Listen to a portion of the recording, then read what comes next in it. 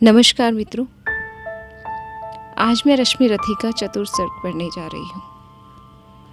जैसा कि हम सब जानते हैं कि कर्ण अपने समय का अप्रतिम दानी था।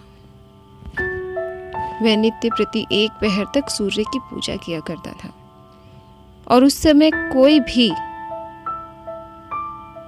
कर्ण से कुछ भी मांगे वह उसे खुशी खुशी दे देता था। इंद्र ने इसी स्थिति का लाभ उठाकर उससे कवच कुंडल दान मांगने आए और उससे पहले सूर्य कर्ण को सावधान कर चुके थे कि आज इंद्र ब्राह्मण का रूप धर तुमसे कवच कुंडल मांगने आएंगे, तुम देना नहीं। पांडवों को तो लगातार भय लगा रहता था कि जब तक कर्ण के पास कवच कुंडल है वह सुरक्षित है, कोई उसे युद्ध में मार नहीं सकेगा। इसलिए भगवान ने अर्जुन के देव पिता इंद्र से कहा कि किसी भी प्रकार से अर्जुन के शरीर से कवच कुंडल अलग कर दो। लेकिन इंद्र यह काम कैसे करता, तथा उसने कर्ण की उदारता को अपने आक्रमण का माध्यम बनाया और उसके पुण्य द्वार पर ही उसे लूट लिया।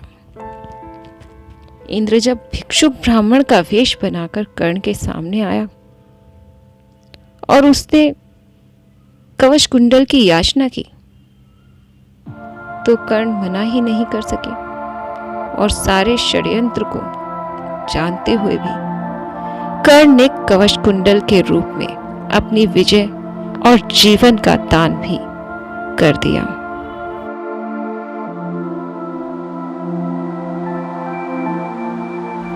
प्रेम यज्ञ अति कठिन कुंड में कौन वीर बलि देगा, तन मन धन सर्वस्व होम कर अतुलनीय यश लेगा। हरि के सम्मुख भी ना हार जिसकी निष्ठा ने मानी, धन्य धन्य राधे बंधुता के अद्भुत अभिमानी। पर जाने क्यों नियम एक अद्भुत जग में चलता है, भोगी सुख भोगता तपस्वी और अधिक जलता है। हरियाली है जहाँ जलद भी उसी खंड के वासी, मरु की भूमि मगर रह जाती प्यासी की प्यासी। और वीर जो किसी प्रतिज्ञा पर आकर अड़ता है, सचमुच उसके लिए उसे सब कुछ देना पड़ता है। नहीं सदा भिक्षिका दौड़ती द्वार पार पाप का पाकर, दुख भोगता कभी पुण्य को भी मनुष्य अपनाकर। भी रेखा प्रकाश की जहाँ कहीं हस्ती है, वहां किसी प्रज्वलित वीर नर की आभा बसती है। जिसने छोड़ी नहीं लीक विपदाओं से घबराकर, दो जग को रोशनी टेक पर अपनी जान गवाकर।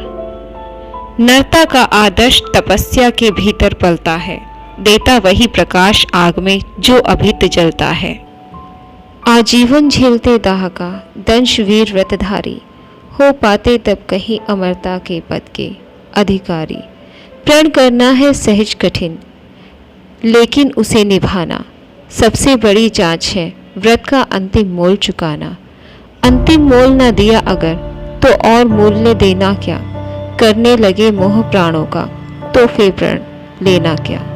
सस्ती कीमत पर बिकती रहती जब तक कुर्बानी, तब तक सभी बहने रहते हैं त्याग बलिदानी।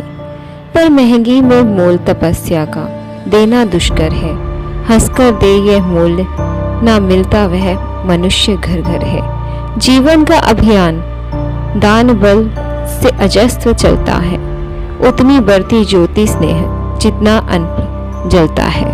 और दान में रोकर या हंसकर हम जो देते हैं, अहंकार वश उसे सत्य का त्याग मान लेते हैं। यह ना सत्य का त्याग, दान तो जीवन का झरना है, रखना उसको रोक मृत्यु के पहले ही मरना है। किस पर करते कृपा वृक्ष यदि अपना फल देते हैं, गिरने से उसको संभाल क्यों रोक नहीं लेते हैं।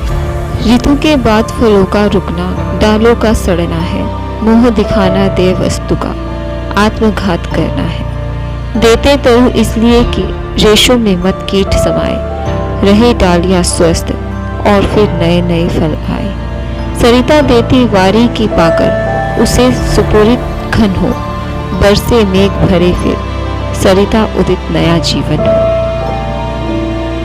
आत्मदान के साथ जग जीवन का ऋजु नाता है, जो देता जितना बदले में उतना ही पाता है। दिखलाना कायप्य आप अपने धोखा खाना है, रखना दान अपूर्ण रिक्ति निज का ही रह जाना है।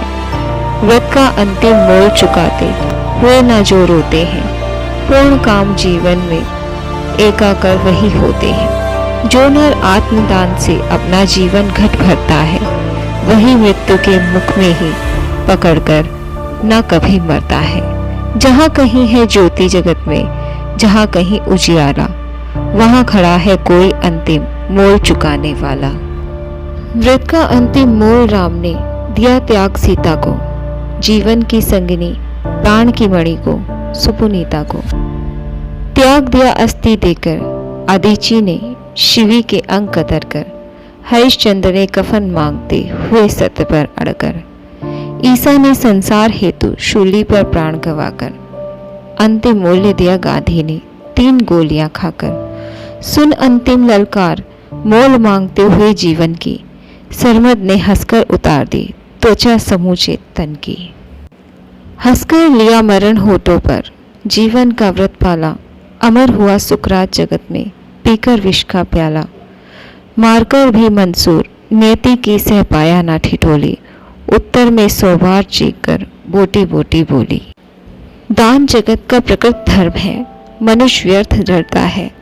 एक रोज तो हमें स्वयं सब कुछ देना पड़ता है, बचते वही स्वयं पर जो सर्वस्व दान करते हैं। ऋतु का ज्ञान नहीं जिनको, वे देकर भी मरते हैं।